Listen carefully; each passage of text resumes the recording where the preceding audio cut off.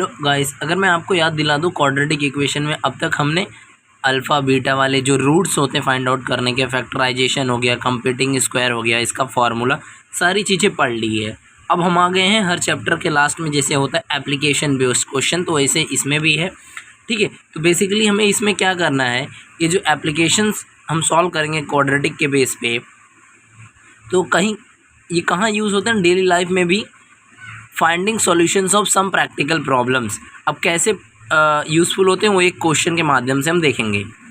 Page number 50 पे हमें एक एग्जांपल दिया गया है कि एक फार्म हाउस है जिसमें ओनियंस रखे गए हैं, जो एक रेक्टेंगुलर है। ठीक है, उसकी लेंथ की वैल्यू है कुछ, उसकी ब्रेथ की वैल्यू है, ब्रेथ की वैल्यू बोला है एक्स, एक इक्वेशन के माध्यम में दिया हुआ है, फॉर्म में दिया हुआ है। बी की वैल्यू एक्स है और बोला है जो लेंथ है अपने ब्रेथ से 7 गुना बड़ी है, तो x + 7 कर दिया, और जो डायगोनल है वो लेंथ का 1 से ज़्यादा है, यानी कि x + 7 + 1 है।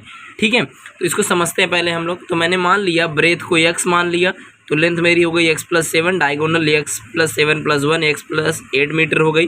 ठीक है, अब इसमें अगर ये रेक्टेंगुलर है तो इसमें पाइथागोरस थ्योरम लगेगा, समझ में आ रहा है, यानी कि इसका स्क्वायर प्लस लेंथ और ब्रेथ का स्क्वायर हो जाएगा, बराबर है। तो मैंने वैसे ही लिखा है x² + x + 7², यानी कि ये ब्रेथ और ये लेंथ का स्क्वायर प्लस ये डायगोनल जो हमारा है x + 8²। अब इसको क्या करेंगे, यहाँ पर a + b the whole square का फार्मूला लगा देंगे, इसमें भी, और प्रॉपर इसको साइमल्टेनियस जो भी होगा सॉल्व कर देंगे, प्लस माइनस कर देंगे। ठीक है, पहले क्या करेंगे, ये जो x² है ऐसी रह जाएगा, और इसको खोलेंगे तो x² + 2 × ab, यानी कि 2 × 7 14x हो जाएगा, ये प्लस 7 का स्क्वायर 49 हो जाएगा, इक्वल टू क्या करेंगे x² + 8 × 16 8 × 2 16 हो, x हो जाएगा, प्लस 8 का स्क्वायर 64 हो जाएगा। ठीक है, अब प्रॉपर इसको सॉल्व करेंगे, ये हो जाएगा 2x, ठीक है, प्लस 14x + 49। हम क्या करेंगे, जो सेम वेरिएबल है x वाला इसको ऐड करेगा, कांस्टेंट से ऐड करेगा, इसको हम एज इट इज़ रहने देते हैं, बाद में देख लेंगे। ठीक है, ये 2x² है, तो 2x² प्लस ये जो होगा ये साइड आ जाएगा, बराबर है 14x - 16x हो जाएगा, प्लस 49 - 64 आ जाएगा, इक्वल टू x²। हम चाहिए तो इसको भी ले सकते हैं ये साइड। ठीक है, तो ये माइनस x² इक्वल टू 0 हो जाएगा। ठीक है, तो 2x² था हमारे पास, माइनस x² हो जाएगा, तो x² ही बचेगा, और यहाँ पर 16 - 14 तो 2x बन जाएगा, और 64 - 49 करेंगे तो बस ये क्वाड्रेटिक इक्वेशन है। अब मेरे पास 3 फॉर्म है, एक तो फैक्टराइजेशन से इसको सॉल्व कर सकते हैं हम लोग, ठीक है, इसका फैक्टर ढूंढ लो। दूसरा हम इसको फार्मूला से सॉल्व कर सकते हैं, और कंप्लीटिंग स्क्वायर के साथ कर सकते हैं। लेकिन कंप्लीटिंग स्क्वायर ये हो सकता है कैसे, 3 × 5 = 15 है, तो अगर प्लस माइनस करेंगे तो 2 हमें मिल जाने वाला है।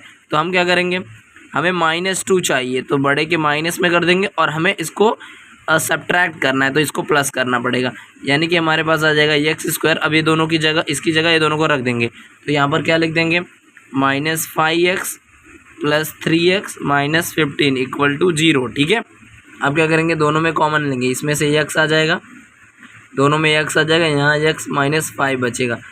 मैंने जैसे पहले बताया कि ये जो आए, अगर आपने सही किया तो ये सेम एज इट इज़ यहाँ भी लिख देना। यहाँ पर क्या बचेगा, 3 + 3, देख लो, इसको मल्टीप्लाई करके चेक करने, 3x - 15 बराबर है, एक वैल्यू आ गई हमारे पास इक्वल टू 0, और दूसरी आ गई x + 3 इक्वल टू 0। पहली वैल्यू हो गई x + 5, दूसरी वैल्यू हो गई x = -3। अब लेंथ कभी भी -3 नहीं होती, तो -3 हम नहीं ले सकते, बराबर है, लेंथ कभी भी नेगेटिव नहीं हो सकती, आपको लिखना पड़ेगा लेंथ इज़ नेवर नेगेटिव।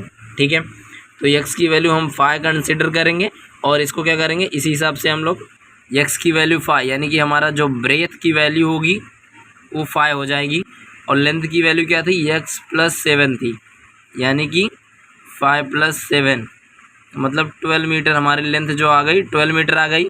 अगर डायगोनल पूछा नहीं है, लेकिन पूछेगा तो हम लिख सकेंगे। ठीक है, तो ये रही हमारी वैल्यू, यानी कि length of the house of the store house is 12 metre and breadth of the store house is 5 metre. ठीक है, वीडियो अच्छी लगी तो लाइक कर देना, हमारे चैनल को सब्सक्राइब कर लेना। ओके।